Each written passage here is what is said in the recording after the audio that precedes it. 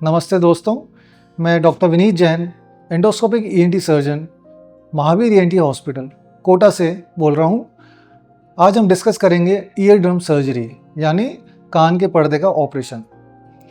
ENT में सबसे common surgery क्या कहलाई जाती है और बहुत कॉमन है ये सर्जरी, लेकिन मैं कुछ पॉइंट्स आपको आज समझाना चाहूँगा कि कैसे एक स्किलफुल सर्जरी है जिसको सही तरीके से किया जाए तो रिजल्ट्स बहुत अच्छे रहते हैं।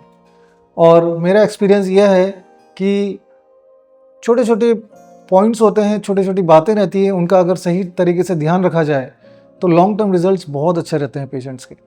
जब भी कोई मरीज हमारे पास आता है कान की समस्या लेकर कि कान मवाद आ रही है, कान बह रहा है या फिर बदबू आ रही है, तो उसकी एक प्रॉपर जांच होनी ज़रूरी है जिससे पता लगाया जा सके कि कान के पर्दे में सुराख है कि नहीं, और सुराख के बावजूद अलावा कुछ और परेशानियां है कि नहीं, जैसे कान में सुनने की जो हड्डी है उसका क्या स्थिति है, क्या स्टेटस है, कान की नस का क्या स्टेटस है। अगर कान की नस सही है तो ही फिर हम कान के ऑपरेशन की सलाह देते हैं। कई बार हमें यह देखा जाता है कि कान के पर्दे के साथ अगर सुनने की हड्डी में गलाव रहता है तो सिर्फ कान के पर्दे के ऑपरेशन से फ़ायदा नहीं होता है, हमें हाथ की हाथ साथ में सुनने की हड्डी भी सही करनी पड़ती है या फिर कोई दूसरी हड्डी लगानी पड़ती है, जिसे हम कहते हैं ऑस्टियोप्लास्टी। जहाँ तक कान के पर्दे की बात करें हम, तो अब आजकल बहुत सारी नई तकनीकें आ गई हैं, जैसे दूरबीन से कान के पर्दे का ऑपरेशन या फिर लेज़र से ऑपरेशन या फिर जो रूटीन सर्जरी है जो कि माइक्रो ईयर सर्जरी हम कहते हैं, माइक्रोस्कोप से कान के ऑपरेशन। मैं एक बात का आपको स्ट्रेस करना चाहता हूँ, इस बात का कि अप्रोच मैटर नहीं करता है कि हम किस तरीके से ऑपरेशन कर रहे हैं, दूरबीन से कर रहे हैं या लेज़र से कर रहे हैं या फिर माइक्रोस्कोप से कर रहे हैं, कान में चीरा लग रहा है या नहीं लग रहा है, ये कुछ मैटर नहीं करता है। मैटर करता है बीमारी जड़ से निकले, पर्दा पूरी तरह से लगे अच्छे से, सक्सेस रेट सबसे ज़्यादा रहे, वो सबसे ज़्यादा मैटर करता है। और यही बात मैं अपने सभी पेशेंट्स को बोलता हूँ कि ये मैटर नहीं करता है कि हम तो दूरबीन से ऑपरेशन कराएंगे या हम तो माइक्रोस्कोप से करेंगे, हम बिना चीरा का करेंगे। ये डिसाइड करती है बीमारी। अगर बीमारी कम है तो दूरबीन से किया जाएगा, और बीमारी अगर ज़्यादा है, अगर हड्डी में जा रही बीमारी या फिर ज़्यादा ही गलाव है, तो बेहतर है चीरा लगवा के माइक्रोस्कोप से सर्जरी करवाओ, उसके बेहतर रिजल्ट्स हैं। और जहाँ तक निशान की बात है, माइक्रोस्कोप सर्जरी के बाद भी कोई निशान नहीं रहता है। 3-4 महीने बाद कोई बता नहीं सकता है कि कान का कोई ऑपरेशन हुआ था। यहाँ पर महावीर ईएनटी हॉस्पिटल में हम जो प्रैक्टिस कर रहे हैं, कान के पर्दे का एक डिफरेंट टेक्निक से हम ऑपरेशन करते हैं।